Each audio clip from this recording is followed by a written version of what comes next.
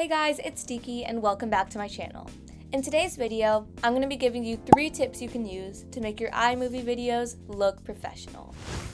As most of you know, iMovie is a free video editing software, so it doesn't come with as many features as After Effects or Final Cut Pro.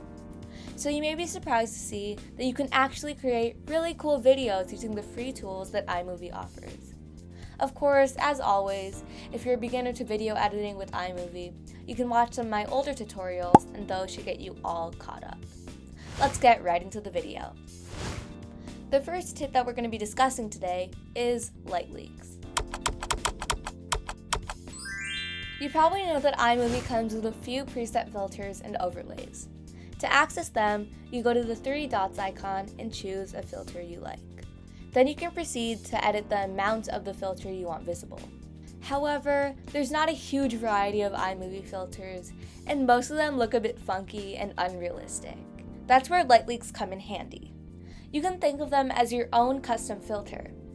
In this tutorial, I'm going to be showing you how to make this video of some fish look a little more realistic, using light leaks. The first thing you're going to do is import the video into iMovie. I already have it in my editor. I also have the links to all the clips I'm using in the description below, so you can download them and follow along with me. Now you're going to open up your browser, and you're going to search for underwater lighting effect. Then you're going to go to images, and a lot of options are going to pop up. You want to choose something that looks similar to this. I like how this one looks, so I'm going to save the image. I'm just going to title it underwater lighting, and I'm going to save it to my downloads. Now I'm going to open up iMovie, and I'm going to drag out the image I just saved. Make sure this image is above the video of the fish. You can also drag out the image so that it's as long as the entire clip. Now make sure that you have the lighting layer selected, and you're going to go to the icon of the 2 squares. And now you can play around with the opacity. You can also add a fade, which means that you can have the lighting fade in at the beginning and the end. If you play the video, you may notice that the lighting keeps expanding as the video progresses. If you want to fix this, click on the top layer and go to the crop button. You should have Ken Burn selected. You're going to want to switch that to fit. And there you go.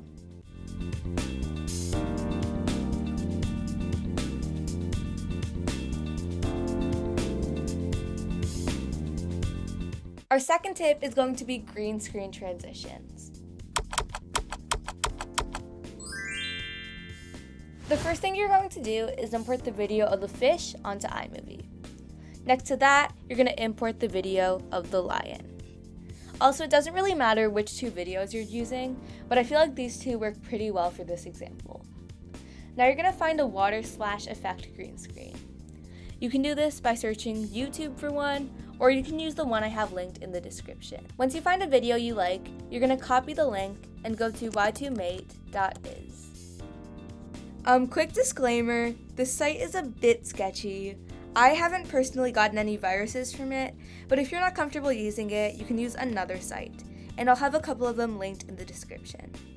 Anyways, just close out of that. Then you're going to paste the YouTube link into this little bar. And you can choose either the 720p or the 480p options. I'm just going to choose the 720 Then you're going to click download, and then just close out of that tab. And then close out of this one, and then open iMovie back up.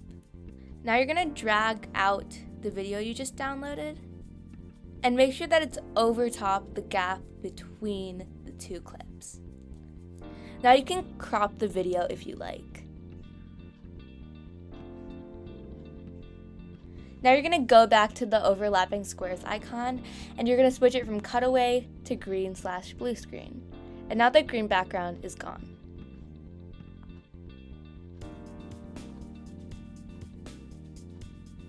Okay, I'm just going to crop it again, because...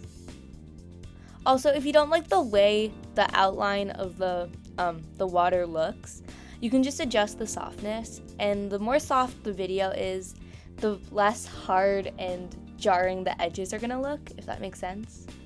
Obviously, iMovie doesn't have a lot of green screen editing tools, but I still think that it looks pretty cool. You can also add a transition in between the two videos, and I feel like that just makes it look a lot better. So I think that the ripple transition is going to work the best because obviously we're doing a water transition, and you're going to just put that in between the fish and the lion. And there you go, guys. I think it looks super cool, especially with the combination of the ripple transition and the water.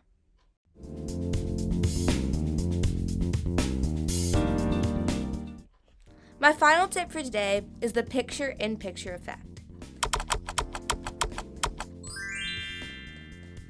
The picture-in-picture effect is pretty much exactly what it sounds like. It's where you have a video or photo playing in the background, and there's another smaller video playing on top of it. This can be really useful if you want to make a video where you reference something else, or if you want to make your video a lot more interesting.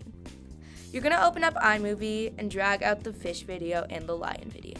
Also, make sure that one of the videos is on top of the other. I want the line to pop up at 2 seconds and go away at 5 seconds, so I'm going to crop the video by doing Command B. Okay, so here's the 2 second mark.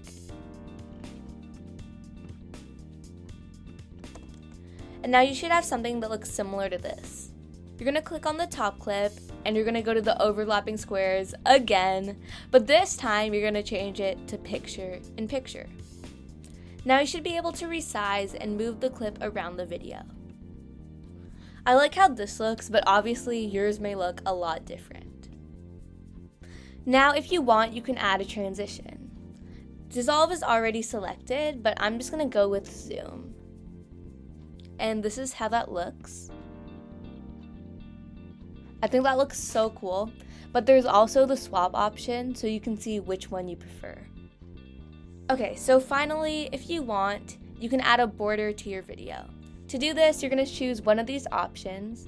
This is the dashed border, this is the thin border, and this is the thick border. You can also change the weight of the border. I want to have like a pretty thick border, so I'm going to do 1. And you can also edit the color. And you can also add a shadow if you want.